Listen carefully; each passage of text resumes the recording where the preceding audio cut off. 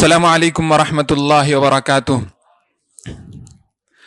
ان الحمد للہ نحمده ونستعینه ونستغفره ونعوذ باللہ من شرور انفسنا ومن سیئات اعمالنا، من يهده الله فلا مضل له ومن يضلل فلا هادي له، واشهد ان لا اله الا الله واشهد ان محمدا عبده ورسوله۔ اعوذ باللہ من الشیطان الرجیم، یا ایہا الذین آمنوا اتقوا اللہ حق تقاته ولا تموتن الا وانتم مسلمون۔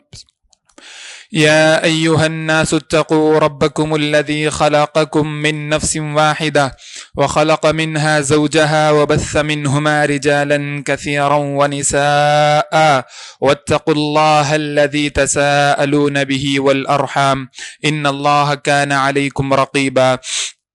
يا أيها الذين آمنوا اتقوا الله وقولوا قولا سديدا يصلح لكم أعمالكم ويغفر لكم ذنوبكم ومن يطع الله ورسوله فقد فاز فوزا عظيما، أما بعد فإن خير الحديث كتاب الله وخير الهدي هدي محمد صلى الله عليه وسلم، وشر الأمور محدثاتها وكل محدثة بدعة وكل بدعة ضلالة وكل ضلالة في النار۔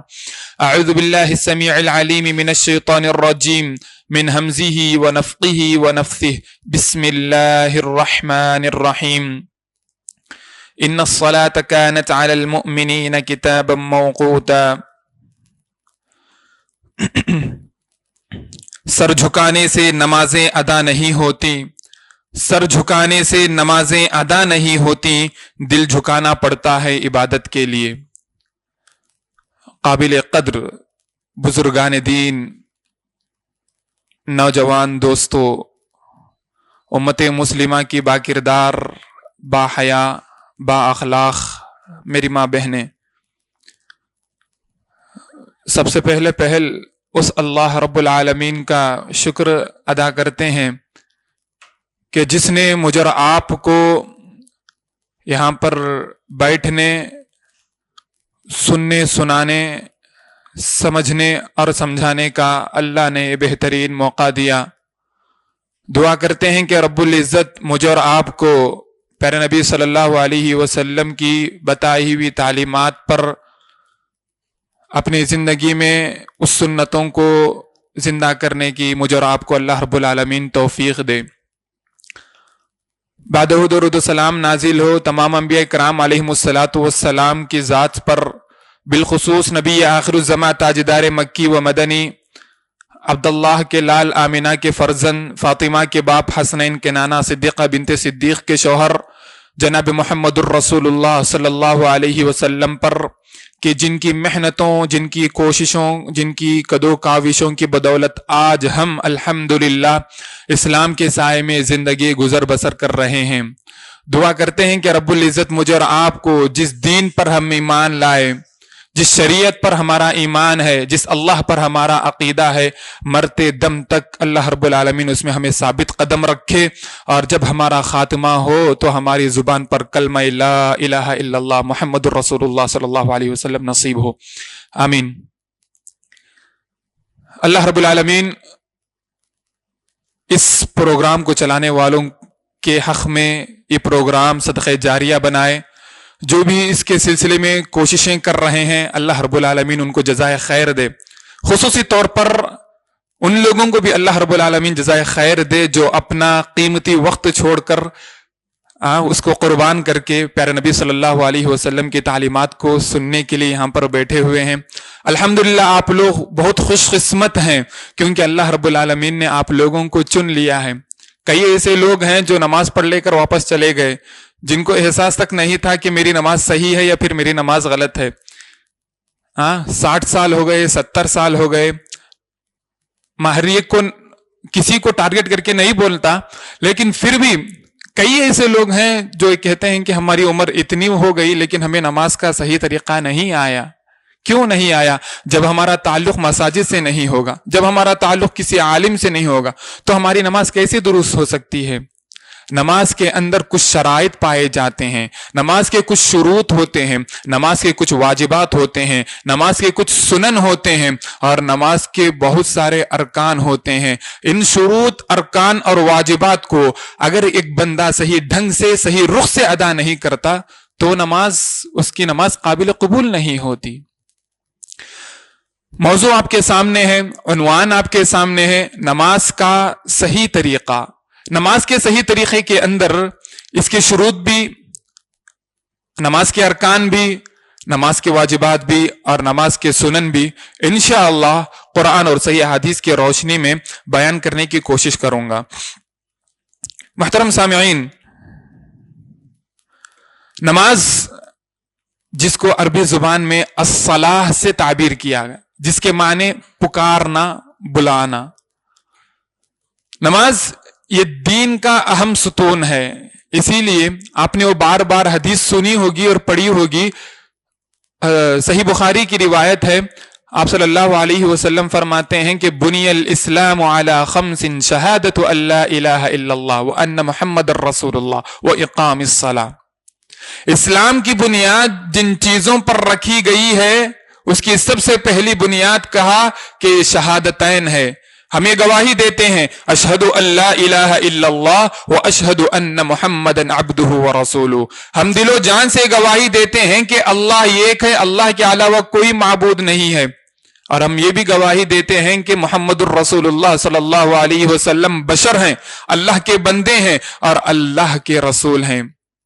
جب ہم شہادتین کا اقرار کرنے کے بعد جس چیز کو پیارے نبی صلی اللہ علیہ وسلم نے فرسٹ رکھا، مقدم رکھا، وہ ہے نماز۔ نماز اسلام کا بنیادی ستون ہے۔ سمجھ لیجیے ایک بڑی عمارت ہے، اس عمارت کے 5 پلرز ہیں، اگر عمارت کے کسی بھی اہم پلر کو اگر آپ نکال دیں گے تو کیا وہ عمارت اسی طریقے سے ٹھہر جائے گی؟ نہیں ٹھہرے گی۔ مین ستون جو ہے شہادتین، شہادتین کے بعد جو سب سے پہلا ہے وہ یہ ہے کہ اقامت الصلاح، کہ نماز کو قائم کیا جائے۔ اسی لیے آپ دیکھے ہوں گے، سنے ہوں گے خطبات و دروس میں کہ اللہ نے کہیں بھی یہ حکم نہیں دیا کہ نماز پڑھو، نہ اللہ نے حکم دیا نہ نبی نے حکم دیا، پڑھنے کا کہاں بھی ذکر نہیں ہے۔ جب بھی نماز کا ذکر آیا اقیم الصلاح، نماز کو قائم کرو، اللہ نے قرآن میں بھی بیان فرمایا اور پیارے نبی صلی اللہ علیہ وسلم نے اپنے احادیث کے ذریعے یہ بات سکھائی کہ نماز کو قائم کرو۔ نماز جس کے سلسلے میں پیارے نبی صلی اللہ علیہ وسلم نے فرمایا، بخاری کی حدیث ہے، حضرت ابو ہریرہ بن صخر الدوسی رضی اللہ تعالی عنہ ہے، پیارے نبی صلی اللہ علیہ وسلم نے صحابہ کے جمع غفیر تھا، صحابہ اکرام بیٹھے ہوئے تھے، آپ صلی اللہ علیہ وسلم نے پوچھ لیا بھلا بتلاؤ تو صحیح، اگر آپ کے دروازے کے سامنے ایک ندی ہو، اگر آپ کے گھر کے دروازے کے سامنے ایک ندی ہو اور تم دن کے 5 وقت اس میں ڈبکیاں لگاتے ہو، اس ندی سے پانی نہاتے ہو، تو جب تم پانی نہاتے ہو تو تمہارے بدن سے 5 مرتبہ پانی نہانے کے بعد بھی آپ کے بدن میں کچھ میل کچل باقی رہے گا کیا؟ تو صحابہ نے عرض کیا اللہ کے رسول 5 مرتبہ، 1 مرتبہ بھی اگر نہا لیا تو انسان کے بدن سے میل کچیل بدبو جو بھی ہے نکل جاتی ہے، یہاں پر 5 مرتبہ نہانے کی بات کی گئی تو ظاہر سی بات ہے کہ 5 مرتبہ نہانے سے انسان بالکل صاف و شفاف نظر آئے گا۔ تو پیارے نبی صلی اللہ علیہ وسلم نے مثال دی، کہا کہ بے شک اسی طریقے سے اگر کوئی بندہ اچھی طریقے سے وضو کرتا ہے، پھر نماز کو آتا ہے، اطمینان قلب جس کو حدیث کے الفاظ میں بیان کیا گیا کہ سکون کے ساتھ، اطمینان کے ساتھ جس نے نماز کی، اچھے طریقے سے وضو کیا، تو اللہ رب العالمین اس کے گناہوں کو دھو دیتے ہیں۔ جس طریقے سے گندگی کو دھویا جاتا ہے پانی ڈال کر، تو اللہ رب العالمین ایک بندے مومن کے گناہوں کو بھی اسی طریقے سے دھو دیتا ہے۔ آئیے آگے اور پڑھتے ہیں پیارے نبی صلی اللہ علیہ وسلم کی احادیث کو۔ پیارے نبی صلی اللہ علیہ وسلم نے ایک مومن کی پہچان بتلائی کہ مومن ہمیشہ نمازیں پڑھتا ہے۔ مومن اور کافر کے درمیان اگر کوئی چیز حد فاصل ہے، مومن اور کافر کے درمیان اگر کوئی چیز فرق کرنے والی ہے تو وہ ہے نماز۔ بس جو شخص نماز کو پڑھتا ہے وہ مومن ہے، جو شخص نماز کو عمدن چھوڑتا ہے وہ کافر ہے، اور جو شخص نماز میں سستی کرتا ہے اس کے سلسلے میں کیا کہا؟ ان المنافقین یخادعون اللہ وهو خادعهم واذا قاموا الى الصلاة قاموا کسالى۔ اللہ نے فرمایا یہ منافقین کی حالت بتاتے ہوئے یہ منافق ایسے ہیں جو نماز میں سستی کرتے ہیں۔ پیارے نبی صلی اللہ علیہ وسلم نے کیسی مثال دی، سبحان اللہ، کہا کہ اگر یہ منافقوں کو عشاء کی نماز اور فجر کی نماز کی جو فضیلت بتائی گئی ہے اگر ان کو معلوم ہو جائے تو اپنے چوتڑوں کے بل آتے تھے، اپنے چوتڑوں کو گھسیٹتے ہوئے نماز کو آ جاتے تھے۔ پیارے نبی صلی اللہ علیہ وسلم کی ایک اور حدیث جس میں آپ صلی اللہ علیہ وسلم نے فرمایا روز قیامت کے دن حشر کے میدان میں حضرت آدم علیہ السلام سے لے کر قیامت کی صبح تک جو بھی بندہ پیدا ہوگا تمام کے تمام لوگ حشر کے میدان میں جمع ہوں گے۔ ایسا وقت ہوگا ہر شخص نفسا نفسی کے عالم میں ہوگا۔ حضرت آدم علیہ السلام، حضرت نوح علیہ السلام، کیا پیغمبر، کیا صحابی، کیا ایک معمولی انسان، ہر انسان نفسا نفسی کے عالم میں ہوگا۔ ایسے وقت میں جب اللہ رب العالمین ہمارا محاسبہ کرے گا، ہمارے سے حساب لے گا، تو سب سے پہلا سوال ہم سے یہی کیا جائے گا۔ پیارے نبی نے فرمایا اول ما يحاسب به العبد يوم القیامت الصلاۃ۔ روز قیامت جب اللہ رب العالمین اپنے بندوں کا محاسبہ کرے گا تو سب سے پہلے جس چیز کا حساب لے گا وہ ہے نماز۔ اگر ہماری نماز درست ہوگی، اگر ہماری نماز اچھی ہوگی تو سمجھ لیجئے گا کہ انشاءاللہ باقی کے پورے اعمال ہمارے درست اور صحیح ہوں گے۔ اللہ رب العالمین نے سورۃ المؤمنون کے اندر کامیاب مؤمن کی کچھ علامتیں بتلائی، کہا والذین هم علی صلواتهم یحافظون۔ یاد رکھو مسلمانوں، جو بندہ اپنی نمازوں کی حفاظت کرتا ہے اس کے لیے خوشخبری ہے۔ کیا خوشخبری ہے؟ اولئک هم الوارثون۔ انسان اس دنیا سے چلا جاتا ہے تو اپنے پیچھے مال کو چھوڑ کر جاتا ہے، جائیداد کو چھوڑ کر جاتا ہے، زمین کو چھوڑ کر جاتا ہے۔ وہ وارث کسے بناتا ہے؟ اپنے بچوں کو وارث بناتا ہے، مال کا وارث، زمین کا وارث، گھر کا وارث وغیرہ وغیرہ۔ لیکن اللہ رب العالمین یہاں فرما رہا ہے جو بندہ اپنے نمازوں کی حفاظت فرماتا ہے۔ حفاظت کرنے کا مطلب یہ ہے کہ نماز کو پابندی کے ساتھ ادا کر لیا جائے۔ فجر ہوئی، فجر کے وقت میں آپ نے نماز پڑھ لی، اسی طریقے سے بقیہ 4 نمازوں کو اس کے وقت میں پڑھ لیا۔ اللہ نے فرمایا اولئک هم الوارثون، حقیقت میں یہی لوگ وارث ہوں گے۔ کس کے؟ الذین یرثون الفردوس هم فیہا خالدون۔ ارے وہ جنت جس کے سلسلے میں نبی آخر الزماں تاجدار مکی و مدنی نے فرمایا صلی اللہ علیہ وسلم، وہ جنت ایسی ہے جس کو کسی آنکھ نے نہیں دیکھا، جس کا تصور کبھی کسی ذہن نے نہیں کیا، جس کے سلسلے میں کبھی کانوں نے کبھی نہیں سنا، جس کے سلسلے میں ہماری زبان بولی نہیں اب تک، ایسی جنت کے وارث ہم لوگ ہوں گے۔ یہ کب ہوگا؟ اللہ کا وعدہ یقیناً ہوگا۔ کب ہوگا؟ جب ہم اپنی نمازوں کی حفاظت کریں گے، نمازوں کو پابندی کے ساتھ ادا کرتے رہیں گے۔ اسی طریقے سے یہ نماز اتنی اہمیت کی حامل ہے۔ ارے پیارے نبی صلی اللہ علیہ وسلم انتقال فرما رہے ہیں، مرض الوفات میں ہیں۔ پیارے نبی صلی اللہ علیہ وسلم کا ابھی کچھ گھنٹوں بعد یا پھر کچھ دنوں بعد اللہ رب العالمین کا انتقال ہونے والا ہے۔ ایسے موقع پر بھی آپ صلی اللہ علیہ وسلم اپنے بستر پر لیٹ کر فرما رہے ہیں الصلاۃ الصلاۃ الصلاۃ۔ مسلمانوں غنیمت جانو، اپنے اوقات کو غنیمت جان کر اللہ رب العالمین سے اپنا رشتہ مضبوط کر لو۔ یہ وہ نماز تھی جس کے سلسلے میں پیارے نبی صلی اللہ علیہ وسلم بستر مرگ پر رہتے ہوئے اپنی امت کو تلقین کہہ رہے ہیں نمازوں کی پابندی کرو، نمازوں کی پابندی کرو، نمازوں کی پابندی کرو۔ مگر ہمارا حال یہ ہے کہ ہم، علامہ اقبال نے کہا تھا، ایک شعر مجھے یاد آ رہا ہے، مسجد تو بنا دی شب بھر میں ایمان کی حرارت والوں نے، مسجد تو بنا دی شب بھر میں ایمان کی حرارت والوں نے، من اپنا پرانا پاپی تھا برسوں سے نمازی بن نہ سکا۔ ہم نے مسجدیں تو بنوا ڈالی، ہم نے مسجدیں تو اتنی بڑی بڑی قائم کر دی، لیکن ہیں کوئی مصلی پڑھنے والے نماز یہاں پر؟ مسجدیں بنانا کمال نہیں ہے، بلکہ مسجدوں کو مصلیوں کے ذریعے آباد کرنا یہ کمال ہے۔ اچھا، جو بندہ نماز کو نہیں پڑھتا اس کے سلسلے میں بہت ساری وعیدیں ہیں، آپ کے سامنے میں رکھنے جا رہا ہوں۔ پیارے نبی اللہ رب العالمین نے فرمایا جو بندہ نماز کو چھوڑتا ہے، سب سے بڑی وعید اللہ نے کیا سنائی؟ فخلف من بعدهم خلف اضاعوا الصلاة، جو بندہ بھی نمازوں کو چھوڑ دیتا ہے واتبعوا الشہوات، اللہ رب العالمین اس کو خواہشات نفس کا غلام بنا دیتے ہیں۔ وہ اپنے نفس کی سنتا ہے، اپنے نفس کو مقدم رکھتا ہے، اپنے نفس کے حکم کے علاوہ کسی اور کا حکم نہیں مانتا۔ جو بندہ نماز کو چھوڑتا ہے وہ خواہشات نفس کا پجاری بن جاتا ہے۔ اضاعوا الصلاة واتبعوا الشہوات فسوف یلقون غیا، اللہ رب العالمین قیامت کے دن اس کو غی، ایک جگہ ہے جہنم کے اندر، ایک وادی کا نام ہے، اس وادی میں اللہ رب العالمین اس کو ڈھکیل دے گا۔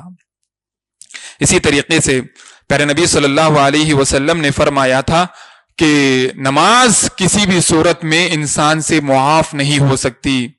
نماز کسی بھی صورت میں، اگر آپ بیمار ہیں تب بھی آپ نماز پڑھیں گے، اگر آپ مسافر ہیں تب بھی نماز پڑھیں گے، حتیٰ کہ یہاں تک کہہ دیا اللہ رب العالمین نے اگر آپ جنگ میں ہیں، کافروں سے آپ قتال کر رہے ہیں، معرکہ آرائی ہو رہی ہے، آپ اسلام کو آگے بڑھوانا چاہ رہے ہیں، اسلام کو عروج پر لے جانا چاہ رہے ہیں، تب بھی نماز معاف نہیں ہوگی۔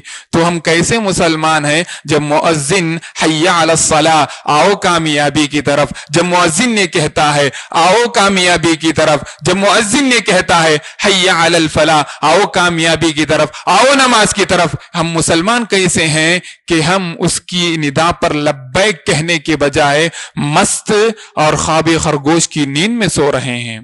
اپنے حالت کو بدلنے کے لیے سب سے پہلے ہمیں نماز جیسی اہم عبادت کو انجام دینا ہوگا۔ اللہ رب العالمین نے فرمایا مومنوں کو مخاطب کر کے، یا ایھا الذین آمنوا، اے ایمان والو سنو، استعینوا بالصبر والصلاۃ، اگر آپ کو مدد مانگنا ہو تو کس چیز کے ذریعے مانگو؟ اللہ نے کہا بالصبر والصلاۃ، صبر اور صلاۃ کے ساتھ اللہ رب العالمین سے مدد مانگو۔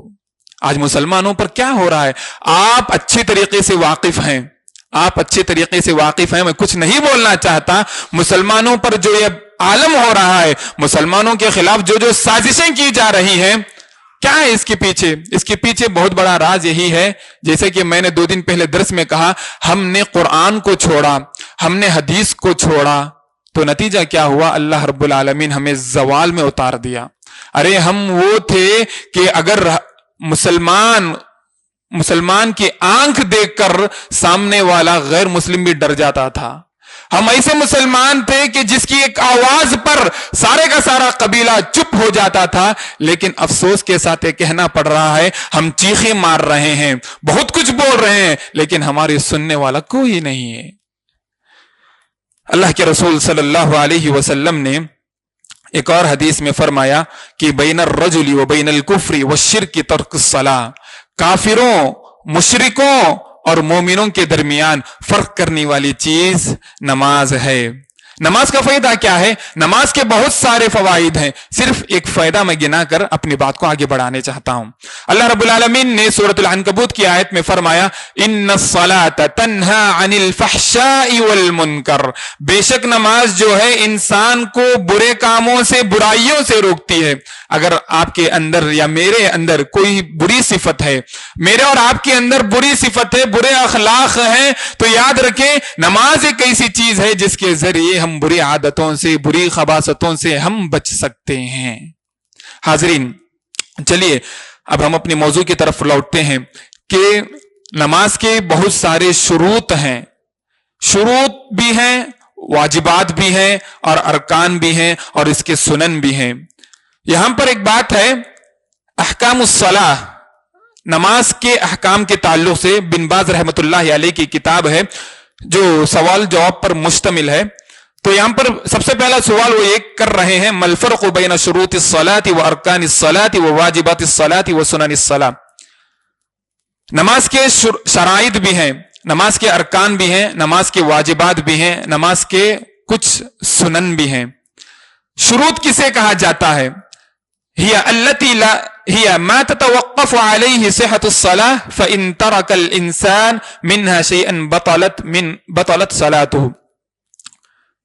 शुरूत, ये कुल 9 शुरूत हैं, नमाज के 9 शुरूत हैं। सबसे पहली चीज ये बताई गई अल इस्लाम, मुसलमान होना जरूरी है। काफिर नमाज पढ़ लिया तो उसकी नमाज कबूल नहीं होती और उसके लिए जायज भी नहीं है कि वो नमाज पढ़े, क्योंकि नमाज पढ़ने के लिए जो सबसे पहली शर्त इस्लाम ने रखी, जो शरीयत ने हमें बताई, वो ये है कि इस्लाम, मुसलमान होना जरूरी है। ये पहली शर्त थी। दूसरी शर्त जो बताई गई अल अक्ल फला तसिह मिन मजनून, इंसान का अक्लमंद होना जरूरी है। दीवाने पर नमाज फर्ज नहीं की गई, अकल ना होने की वजह से शरई अहकाम का वो इंसान मुकल्लफ नहीं होता। शरीयत ने जो जो अहकाम इंसानों पर उतारे हैं, उन अहकामात पर से वो दीवाना, जिसको मजनून कहा जाता है, वो उसका मुकल्लफ नहीं होगा। हजरत ईशा रज़ी अल्लाह ताला अन्हा की रिवायत है, इब्ने माजा की हदीस है, सही हदीस है, फरमाती हैं अल्लाह के रसूल सल्लल्लाहु अलैहि वसल्लम ने फरमाया रुफ़िअल क़लम अन सलास, अल्लाह ने 3 लोगों पर से कलम को उठा लिया। यानी बताना यह चाह रही हैं कि अल्लाह रब्बुल आलमीन ने 3 लोगों को माफ फरमा दिया। कौन से 3 लोग हैं? उनमें से ये कहा व अनिल मजनून हत्ता याक़िल औ युफीक, मजनून के सिलसिले में अल्लाह रब्बुल आलमीन ने उसको माफ फरमा दिया, उस पर से अहकामात को अल्लाह रब्बुल आलमीन ने साक़ित कर दिया। कब तक? अगर वो दीवाना है, बाद में उसको समझ आ गई, अच्छा बन गया, तो अच्छा बनने के बाद से, अकल आने के बाद से उसको चाहिए कि वो नमाज भी पढ़े, दीन की हर अहकामात पर अमल भी करे। या फिर औ युफीका, वो जो जुनूनियत उसके अंदर है, मजनून की जो बीमारी है, अगर वो बीमारी उससे जाइल हो जाती है, वो बीमारी उससे खत्म हो जाती है, तब उस पर वो शरीयत के अहकाम का मुकल्लफ होगा। ये दूसरी चीज थी। तीसरी चीज नमाज के शुरूत होने के लिए अत्तमीज़ु व हुवा बिबुलूग़ि सब'i सिनीना, छोटे बच्चे के ऊपर नमाज फर्ज नहीं है। 5 साल का, 6 साल के बच्चे के ऊपर नमाज फर्ज नहीं है। पर नबी सल्लल्लाहु अलैहि वसल्लम की एक हदीस है, सही अबू दाऊद की हदीस है, फरमाते हैं मुरू औलादकुम बिस्सला, अपने बच्चों को नमाज की तलकीन करो, अपने बच्चों को नमाज पर उभारो, नमाज का हुक्म दो, नमाज पढ़ने की तरफ मुतवज्जह करो। वहुम अबनाउ सब'i सिनीन, आपके बच्चे जब 7 साल के हो जाएं, फरमाया वज़रिबूहुम अलैहा वहुम अबनाउ 10 सिनीन, बच्चा 7 साल का हो गया, आपने बोला चलो बेटे मेरे साथ नमाज पढ़ो या फिर घर में नमाज पढ़ो, तो यहां पर भी वो मुकल्लफ नहीं हुआ अभी तक।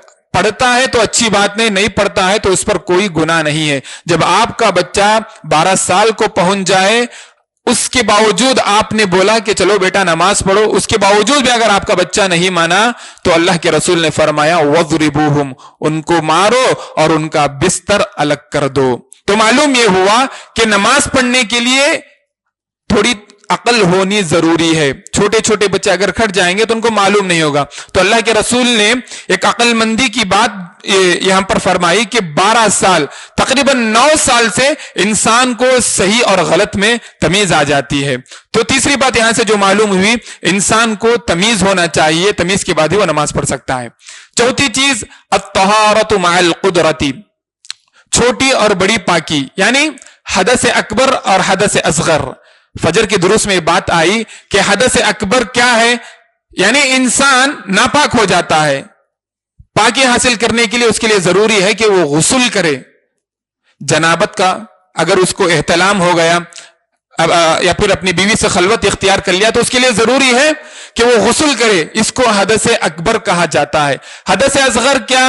मा खरज मिनस सबीलैन, शर्मगाह से आगे से या पीछे से जो भी चीज निकल जाए तो उसकी वजह से वजू टूट जाता है, उसको हदस असगर कहा जाता है।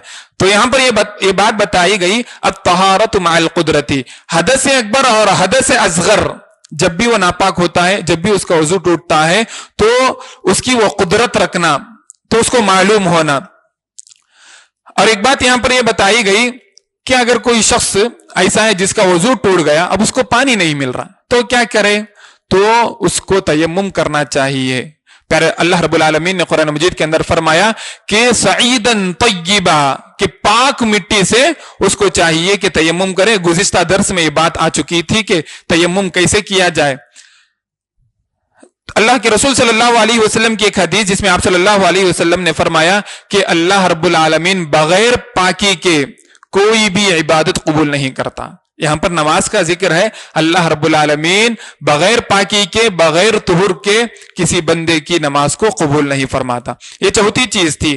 پانچویں چیز جو نماز کے شرائط میں سے ہے، دخول الوقت فلا تصح قبلہ، نماز کا وقت داخل ہونا شرط ہے. نماز کے وقت داخل نہیں ہوا اگر آپ نے پڑھ لیا، یہ جائز نہیں ہے، درست نہیں ہے، اور آپ کی نماز قبول نہیں ہو سکتی. جو آیت میں نے آپ کے سامنے پڑھی حمد و ثنا کے بعد، سورہ نساء کی آیت ہے. اللہ فرماتا ہے فَأَقِيمُوا الصَّلَاةَ، نماز کو قائم کرو. کیوں؟ إِنَّ الصَّلَاةَ كَانَتْ عَلَى الْمُؤْمِنِينَ كِتَابًا مَوْقُوتًا، کہ مومنوں پر نماز کا جو وقت ہے وہ وقت مقررہ پر مومنوں کو چاہیے کہ وہ نماز پڑھے. جو وقت اللہ نے بتایا، جو وقت ہمیں شریعت بتاتی ہے، اس وقت میں ہمیں نماز پڑھنا ضروری ہے. یہ بھی نماز کے شروط میں سے ہے. پیارے نبی صلی اللہ علیہ وسلم نے فرمایا، بخاری اور مسلم کی حدیث ہے، ایک صحابی تھے جو آپ صلی اللہ علیہ وسلم سے پوچھے ای الاعمال افضل، اے اللہ کے رسول، اعمال میں، نیکیوں میں سب سے زیادہ افضل نیکی، سب سے زیادہ افضل عمل کون سا ہے؟ تو اس وقت اللہ کے رسول نے فرمایا الصلاۃ لوقتها، نماز کو اس کے وقت پر ادا کرنا یہ سب سے بہترین اور سب سے افضل عمل ہے. اگر کسی کو شرعی عذر ہو گیا، نماز کا وقت اس کو نہیں معلوم، وہ سو گیا، تو وہ قابل، اس کا عذر قبول کیا جائے گا. نیند کب آئے گی کب نہیں آئے گی انسان کو پتہ بھی نہیں ہوتا. تو اس لیے یہاں پر شریعت نے اجازت دی ہے کہ اگر وہ سو گیا، اٹھتے ہی اگر اس کو معلوم ہو گیا کہ نماز کا وقت گزر گیا، مجھے جا کر نماز پڑھنا ہے، تو اس کے لیے فرض عین ہے، اس کے لیے واجب اور ضروری ہے کہ وہ آئے اور نماز کو مکمل کرے. یہ پانچویں شرط تھی. چھٹی شرط سترۃ العورہ، یعنی اپنی شرمگاہ کو چھپانا. مرد کی جو عورہ ہے، جس مرد کا کہاں سے چھپنا لازم ہے نماز کے دوران؟ کمر سے لے کر گھٹنے تک، کمر سے لے کر گھٹنے تک یہ مرد کو چھپانا ضروری ہے. ناف سے لے کر گھٹنے تک ایک مرد کو چھپانا خصوصاً نماز کے اندر یہ ضروری ہے. لیکن عورت کے لیے صرف نماز کے دوران وہ اپنا چہرے کو کھولا رکھ سکتی ہے، ورنہ تمام اعضاء کو اس کا چھپانا یہ لازمی ہے. ایک صحابی تھے، ان کی ران آپ صلی اللہ علیہ وسلم کو دکھ گئی. کپڑا پہنے ہوئے تھے، اچانک ان کا کپڑا ہٹنے سے ان کی ران دکھی. تو اللہ کے رسول صلی اللہ علیہ وسلم نے ان سے کہا کہ اس کو ڈھانپ لو، کیونکہ یہ ران بھی، اس کا شمار بھی پردے میں آتا ہے. اسی طریقے سے ساتویں شرط جو اللہ کے رسول صلی اللہ علیہ وسلم نے اپنے حدیث میں گنوائی وہ یہ کہ اجتناب النجاسہ، کہ نجاست یعنی گندگی سے بچنا چاہیے. جب ہم نماز کے لیے آتے ہیں تو ہمارا کپڑا بھی پاک ہو، ہماری جس جگہ ہم نماز پڑھتے ہیں وہ جگہ بھی ہماری پاک ہو، اور اسی طریقے سے ہمارا بدن بھی پاک ہو. یہ نہیں کہ ہم نے مطلب حدث اکبر ہو یا حدث اصغر، جو بھی انسان کو لائق ہو گیا، بغیر وضو کے نماز تو قبول ہو ہی نہیں سکتی. تو سب سے پہلے ہمارے لیے ضروری ہے کہ ہم وضو کر کے آئیں. جب ہمارا بدن پاک ہو گیا تو ہمارے کپڑے بھی پاک ہونے چاہیے. جب ہمارے کپڑے پاک ہو گئے تو جس جگہ ہم نماز پڑھ رہے ہیں وہ جگہ بھی ہمارے لیے پاک ہونے ضروری ہے. یہاں پر میں ایک بات کہنا چاہتا ہوں کہ دیکھیں، رات کو سوتے وقت ہم الگ لباس پہنتے ہیں، الگ کپڑے پہنتے ہیں، اسی لباس میں ہم نماز کو آ جاتے ہیں. کیا یہ صحیح ہے؟ کیا غلط ہے؟ کیوں غلط ہے؟ میں ایک مثال دیتا ہوں آپ کو. رات میں جو کپڑے آپ پہن کر سوتے ہیں وہی کپڑے آپ شادی میں پہن لے کر جاتے ہیں. کیا آپ کا ذہن یہ سوچتا کیا کہ یہی کپڑے میں شادی میں پہن لے کر جاؤں، کسی فنکشن ہال میں جاؤں؟ تو پھر وہ ایک انسان کی شادی، ایک انسان کا فنکشن ہال، آپ یہاں پر آ رہے ہیں، رب العالمین کا گھر ہے، آپ بات چیت کر رہے ہیں اللہ رب العالمین سے، تو ہمارے پاس کچھ بھی یہ نہیں ہے. کیا اللہ رب العالمین ہم سے بات کر رہا ہے، اللہ رب العالمین ہمیں دیکھ رہا ہے، ہم اللہ رب العالمین سے بات کر رہے ہیں. تو ہمارے اندر اتنا تقویٰ نہیں ہے کیا کہ ہم اللہ کے گھر کو جب آتے ہیں تو اچھا لباس پہن کر آئیں؟ تو بتانا یہ ہے کہ جب بھی آپ نماز کو آتے ہیں تو اچھا کپڑا پہن کر آئیں، اچھا کپڑا پہن کر آئیں. پیارے نبی صلی اللہ علیہ وسلم نے 7 جگہوں پر نماز پڑھنے سے منع فرمایا. 7 جگہ ایسی ہیں جہاں پر نماز پڑھنے سے منع فرمایا. یہ اور بات کہ ایک اور حدیث میں فرمایا الارض کلھا مسجد، یعنی جتنی بھی زمین ہے اس زمین کو اللہ رب العالمین نے سجدگاہ بنایا. ایک بات یاد رکھیں، اللہ نے ہر نبی کو ایک ایک خاص تحفہ دیا. اللہ کے رسول کو جو تحفہ ملا وہ یہ کہ ساری زمین کو اللہ رب العالمین نے سجدے کے طور پر بنا دیا. اللہ کے رسول نے فرمایا جب بھی تمہیں سفر میں ہو یا پھر کہیں پر بھی ہو، نماز کا وقت ملے تو نماز پڑھ لو. لیکن ایک اور حدیث میں یہ بات بتائی گئی کہ 7 ایسے مقامات ہیں جہاں پر نماز پڑھنا منع ہے. کون سی؟ پہلی چیز بتائی گئی مقبرہ، قبرستان میں ہم نماز نہیں پڑھ سکتے. دوسری چیز حمام میں بھی نماز نہیں پڑھ سکتے. تیسری چیز جو اللہ کے رسول نے بتائی بیت الخلاء میں بھی ہم نماز نہیں پڑھ سکتے. اسی طریقے سے چوتھی چیز جہاں پر اونٹ کو باندھا جاتا ہے، اس زمانے میں اونٹ زیادہ تھے تو اللہ کے رسول نے بتایا کہ جہاں پر اونٹ باندھا جاتا ہے وہاں پر بھی نماز نہیں پڑھنا، اس وجہ سے کہ اونٹ کے اندر سب سے زیادہ شرارت ہوتی ہے. اونٹ بازو ہے، اگر کوئی بندہ نماز پڑھتا ہے تو اگر اونٹ کو شرارت سوجی تو انسان کا حشر کچھ بھی کر کے چھوڑیں گا. اور سب سے بڑی بات، انسان کے اندر اطمینان نہیں رہتا کہ کیا کب ہو جائے گا، کب وہ لات مار دے گا، کب کیا کچھ کر دے گا. تو اس لیے کہا کہ جہاں پر اونٹ باندھا جاتا ہے وہاں پر بھی نماز نہیں پڑھیں گے. چوتھی چیز بھی. پانچویں چیز جہاں پر بھی تصویر ہو، جہاں پر بھی فوٹوز وغیرہ ہو وہاں پر بھی ہم نماز نہیں پڑھ سکتے. پیارے نبی صلی اللہ علیہ وسلم کی جو مسجد تھی مسجد نبوی، بغل میں ہی حضرت عائشہ رضی اللہ تعالی عنہا کا حجرہ تھا. حجرے کے پاس حضرت عائشہ نے ایک پردہ لٹکایا ہوا تھا جس میں غالباً کچھ تصویریں تھیں یا پھر پھول کے تصویریں تھیں. تو اللہ کے رسول صلی اللہ علیہ وسلم سخت ناراض ہوئے اور کہا کہ ان کو ہٹاؤ. تو پتہ یہ چلا کہ جب ہم نماز پڑھتے ہیں ہمارے سامنے کوئی ایسی تصویر ہی نہ ہو کہ جس سے ہماری نماز میں غلطی کا امکان ہو. یہ پانچویں چیز ہوئی. چھٹی چیز جس میں آپ صلی اللہ علیہ وسلم نے فرمایا خانہ کعبہ کی چھت پر نماز نہیں پڑھ سکتے. کیوں؟ فَوَلِّ وَجْهَكَ شَطْرَ الْمَسْجِدِ الْحَرَامِ، اللہ نے نماز کے وقت اپنا چہرہ قبلے کی طرف رخ کرو یہ بات بولی ہے. لیکن اگر کوئی شخص کعبۃ اللہ کے اوپر چڑھ کر نماز پڑھتا ہے تو اس کا رخ قبلے کی جانب نہیں ہوتا. یہ چھٹی چیز ہوئی.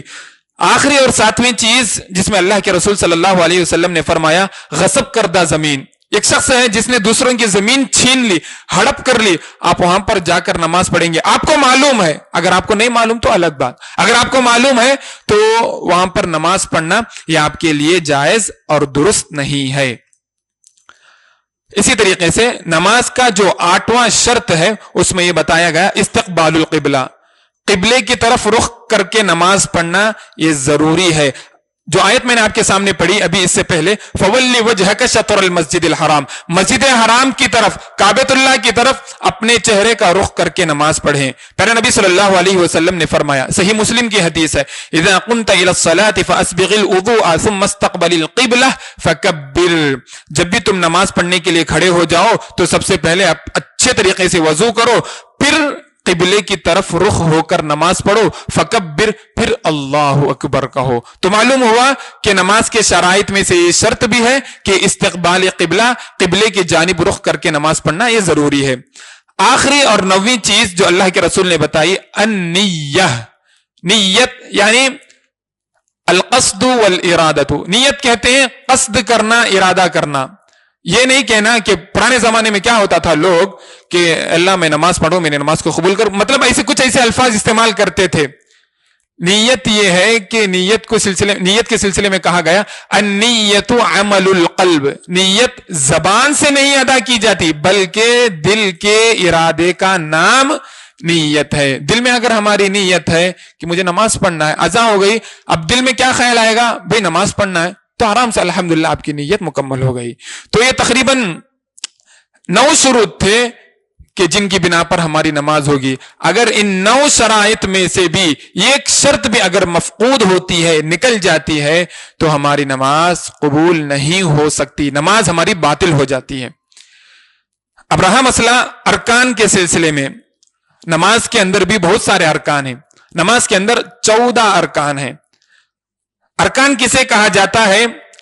نماز میں ہم جو کچھ بھی پڑھتے ہیں، نماز میں جو کچھ ہم کرتے ہیں، رکوع کرتے ہیں، قیام کرتے ہیں، سجدہ کرتے ہیں، دونوں سجدوں کے درمیان بیٹھتے ہیں، یعنی جن پر نماز کی حقیقت کا دار و مدار ہو. مثال طور پر اگر ہم ہاتھ باندھ لیے تو سمجھنے والا کیا سمجھے گا؟ بھائی یہ نماز پڑھ رہا ہے. رکوع میں جائیں گے تو سمجھیں گا کہ نماز پڑھ رہا ہے. تو یہی بتایا کہ یہ ارکان میں داخل ہے. تو ارکان کتنے ہیں؟ 14 ارکان ہیں. پہلا رکن جو فرمایا گیا، القیام فی الفرض علی القادر، کھڑے ہو کر نماز پڑھنا یہ فرض ہے. وقوموا للہ قانتین، اللہ کے لیے کھڑے ہو جاؤ. اگر ہمارے پاس قدرت نہیں ہے تو کیا کرنا؟ شریعت، ارے دیکھو اسلام کتنا پیارا مذہب ہے جی ہمارا. اگر نماز پڑھنے ہم نہیں ہوا، بولو کھڑ کر نماز نہیں پڑھ سکتے، بیٹھ کر پڑھو. بیٹھ کر بھی نہیں ہوتا لیٹ کر پڑھو، لیٹ کر بھی نہیں ہوتا اشاروں سے پڑھو. اتنا پیارا مذہب، اگر کوئی آپ کو اتنے آفرز دے رہا ہو تو آپ قبول کرنے والا اس آفر کو نہیں ہو تو کتنی بڑی حماقت ہوگی ہم مسلمانوں کی.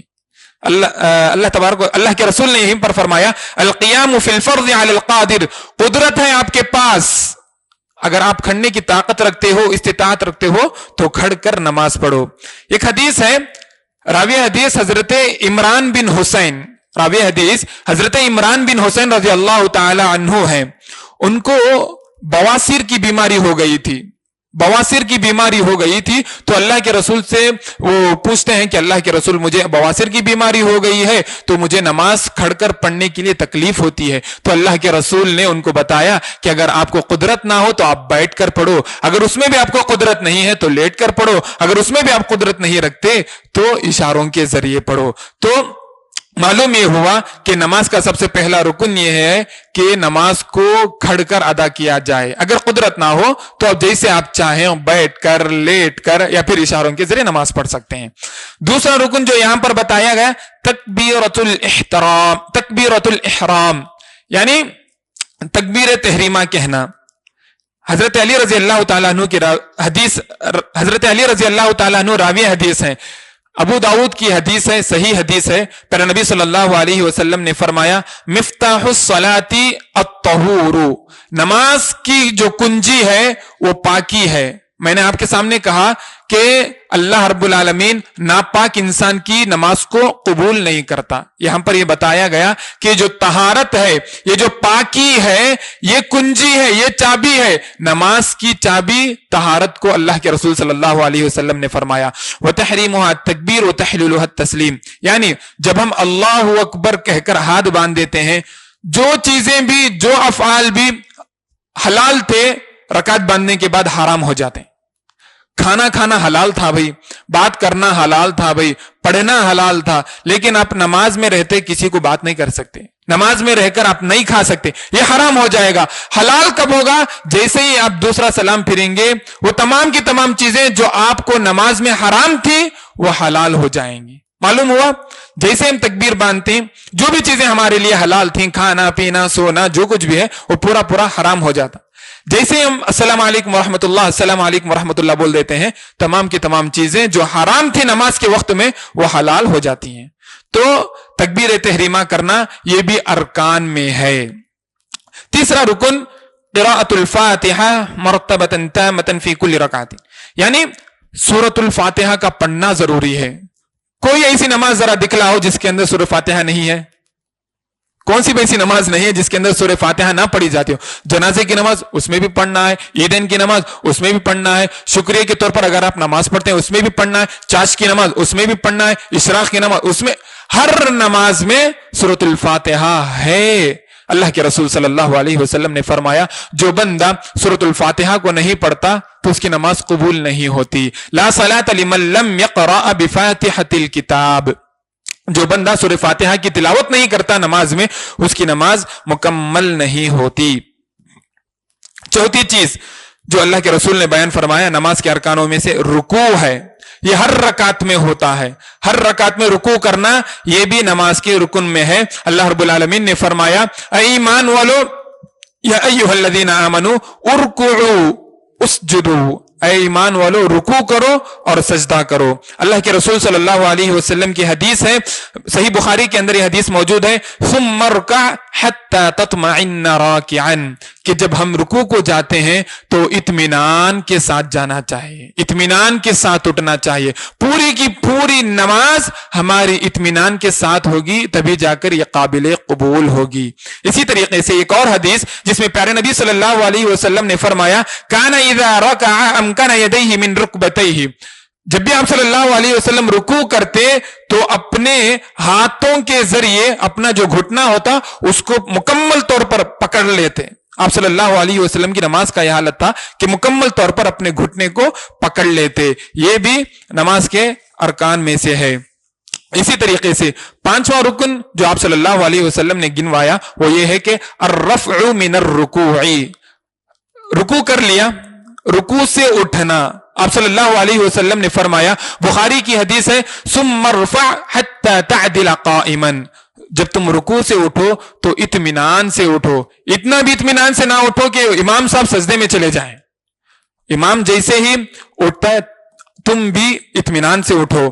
پھر نبی صلی اللہ علیہ وسلم کی ایک اور حدیث صحیح مسلم کے اندر ہے لم یسجد حتی قائما، یعنی آپ صلی اللہ علیہ وسلم سجدہ نہیں کرتے تھے یہاں تک کہ کھڑے ہو جاتے، سیدھا کھڑے ہو جانا. کچھ لوگ ایسے ہوتے ہیں رکوع سے اٹھتے ہی ایسے جھک جاتے ہیں، ایسا نہیں ہے.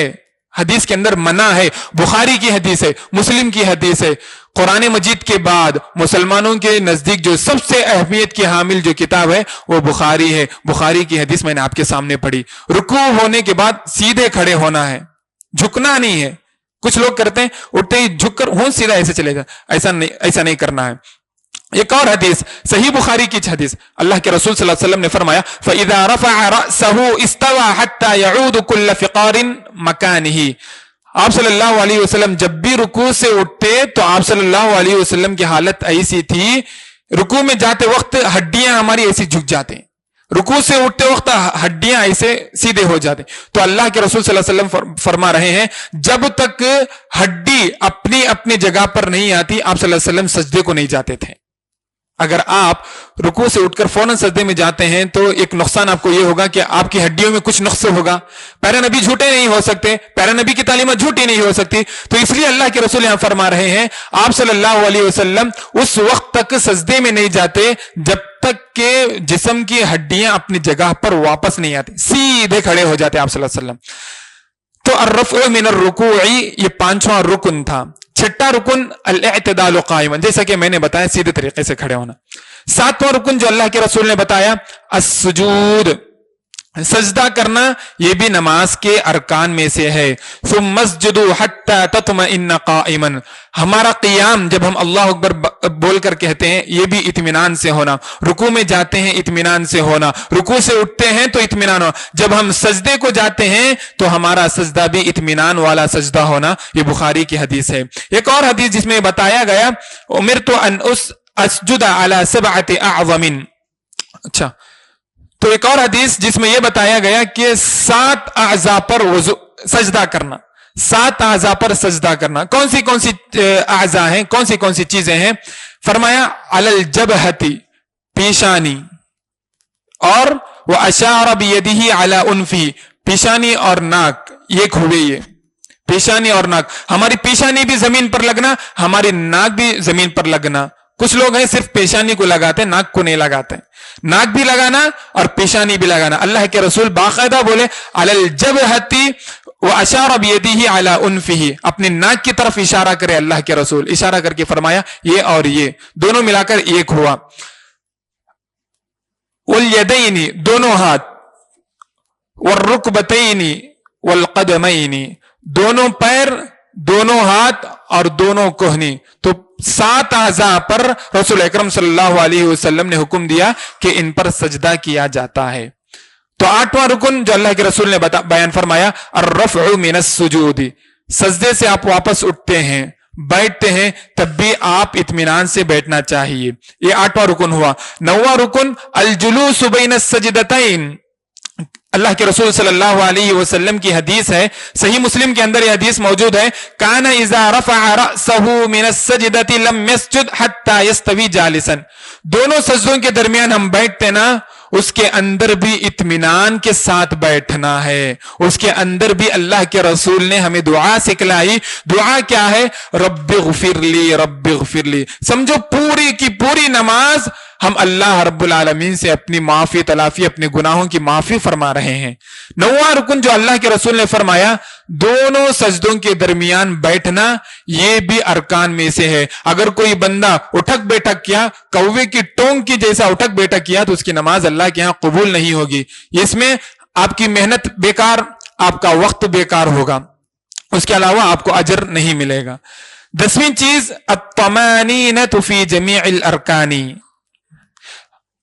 جب سے ہم نے نماز شروع کی، تکبیر تحریمہ سے لے کر تسلیم تک، سلام پھرنے تک، تمام ارکان کو ہم اطمینان کے ساتھ کرنا ہوگا. ایک صحابی آپ صلی اللہ علیہ وسلم مسجد نبوی میں بیٹھے ہوئے تھے. ایک صحابی آئے، نماز پڑھ رہے تھے، تکبیر تحریمہ باندھا، فوراً رکوع میں چلے گئے، فوراً مطلب سمجھو نا، جلدی جلدی نماز پڑھ رہے تھے. تو اللہ کے رسول صلی اللہ علیہ وسلم ان کو بلائے، کہا ارجع فصلی فإنک لا تصلی. تم لوٹو، نماز پڑھو، کیونکہ تم نے نماز کو اس طریقے سے ادا نہیں کیا جس طریقے سے میں نے تمہیں سکھایا. پھر گئے دوسری مرتبہ، نماز پڑھے، پھر اللہ کے رسول کے پاس اور کہا اللہ کے رسول میں نے تو نماز مکمل کر لی. تو اللہ کے رسول اور بھی بولے ابھی تک تمہاری نماز مکمل نہیں ہوئی، جاؤ اطمینان قلب کے ساتھ نماز پڑھو. جب تیسری مرتبہ جاتے ہیں تو اپنی نماز کو درست کرتے ہیں. تو اللہ کے رسول اس وقت بولتے ہیں کہ جس طریقے سے مجھے سکھایا گیا، جبریل کے ذریعے مجھے نماز سکھلائی گئی، اور میں نے جو نماز تمہیں سکھلائی اسی طریقے سے نماز پڑھو گے تو وہی نماز اللہ کے ہاں قابل قبول ہوگی.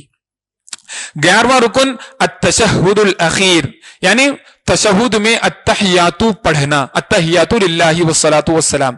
اللہ کے رسول صلی اللہ علیہ وسلم نے فرمایا اذا قعد احدکم للصلاۃ فلیقل، جب تم میں کا کوئی نماز میں تشہد میں بیٹھے تو اس کے لیے ضروری ہے کہ وہ التحیات پڑھے.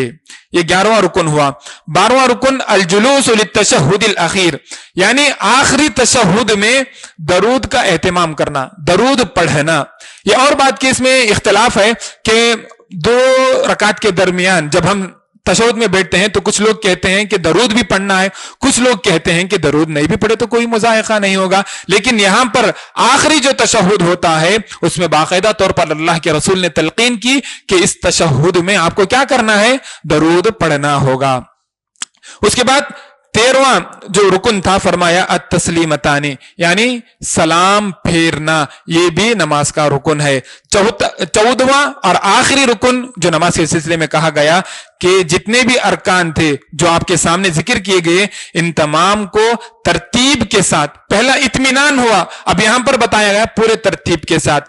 رکوع قیام کیا آپ نے، قیام کے بعد رکوع کرنا تھا، آپ نے رکوع نہیں کیا، سیدھا سجدے میں چلے گئے، تو یہاں پر آپ کا ایک رکن ساقط ہو گیا، آپ کی نماز قبول نہیں ہوگی. ایک بات یاد رکھیں، یہاں پر ہماری بحث ختم ہو گئی، وقت بھی کافی ہو گیا، تو انشاءاللہ نیکسٹ ہفتے میں آپ کے سامنے اور بہت ساری چیزیں آئیں گی. نماز کے کتنے واجبات تھے اور نماز کے کتنے سنن تھے، یہ باتیں آپ کے سامنے انشاءاللہ آئیں گی. اب میں آپ کے سامنے جو بتایا نماز کے ارکان اور نماز کے شروط، یہ دونوں اتنی اہم چیزیں ہیں کہ اگر ان میں سے کوئی بھی ہم سے اگر چھوٹ گیا، بھول کر چھوٹ گیا، تو ہماری نماز باطل ہو جائے گی، ہماری نماز باطل ہو جائے گی. رکوع نہیں کیے تو باقاعدہ ہماری نماز باطل ہو جائے گی. تو لہٰذا ان تمام کو یاد رکھنا ہمارے لیے ضروری ہے. بس انہی چند باتوں پر اپنی بات کو ختم کرتے ہوئے ایک شعر کے ساتھ اپنی بات کو ختم کرتا ہوں. کتنی عجیب ہے گناہوں کی جستجو اقبال، کتنی عجیب ہے گناہوں کی جستجو اقبال، نماز بھی جلدی میں پڑھتے ہیں پھر سے گناہ کرنے کے لیے، نماز بھی جلدی پڑھتے ہیں پھر سے گناہ کرنے کے لیے. رب العالمین سے میں دعا کرتا ہوں کہ رب العالمین جو کچھ میں نے کہا، اللہ اگر یہ صحیح ہے، سچ ہے، تو اللہ یہ تیری جانب سے ہے. اگر میرے سے سبقت لسانی ہو گئی یا پھر میری زبان میں کچھ ایسی باتیں آ گئیں جو قرآن اور صحیح حدیث کے مخالف تھیں، اے اللہ یہ میری اور شیطان کی جانب سے، اللہ تو مجھے معاف فرما، اے اللہ تو مجھے اور یہاں پر جتنے بیٹھے ہوئے ہیں تمام کو جو شرائط بیان کیے گئے، جو نماز کے ارکان بتائے گئے، ان تمام کو مد نظر رکھتے ہوئے نمازوں کا اہتمام کرنے والا بنا۔ اے اللہ ہم میں سے جو لوگ بیمار ہیں اللہ ان کو شفائے عاجل و کامل عطا فرما۔ اے اللہ ہم میں سے جو لوگ مخروض ہیں، جن کے سروں پر قرض کا ایک یہ چڑھا ہوا ہے، اے اللہ تو ان کا حامی و ناصر ہے، اللہ تو ان کی مدد فرما، اے اللہ ان کی غائبانہ طور پر مدد فرما۔ اے اللہ ہم میں سے جو مرحومین انتقال ہو چکے ہیں، اے اللہ ان کی قبر کو منور کر دے، اے اللہ ان کو جنت الفردوس میں اعلیٰ سے اعلیٰ مقام عطا فرما۔ اے اللہ ہم تمام مسلمانوں کی حفاظت فرما، اے اللہ مسلمان جہاں کہیں بھی رہے مسلمانوں کی حفاظت فرما، اے اللہ دین کی حفاظت فرما، اے اللہ دین اسلام کی حفاظت فرما، اے اللہ ہمارے بچوں کی حفاظت فرما، اے اللہ ہمارے ماں بہنوں کی حفاظت فرما، اے اللہ وہ فلسطین میں مرے ہوئے مسلمان جو شہید ہو گئے، اے اللہ ان کو جنت الفردوس میں اعلیٰ مقام عطا فرما۔ اے اللہ جو بقیہ حیات ہیں، جو بقیت حیات ہیں، اے اللہ تو ان کی زندگی میں برکت عطا فرما، اے اللہ تو ان کو حفاظت فرما۔ اے اللہ مسلمانوں کے خلاف جو بھی پروپیگنڈے ہو رہے ہیں، جو بھی مکر و فریب چل رہے ہیں، اے اللہ تو ان کو مٹا دے، اے اللہ تو ان کو مٹا دے، اے اللہ تو ان کو مٹا دے۔ اے اللہ جب تک ہم زندہ رہیں ایمان کی حالت میں زندہ رکھ، جب ہمارا خاتمہ ہو تو خاتمہ بالخیر ہو، جب ہمارا خاتمہ ہو تو اس وقت ہماری زبان پر کلمہ توحید لا الہ الا اللہ محمد رسول اللہ نصیب ہو۔ اللہم آمین وصلی اللہ وسلم علی نبینا محمد وعلی آلہ واصحابہ اجمعین والحمد للہ رب العالمین۔ سبحانک اللہم وبحمدک اشہد ان لا الہ الا انت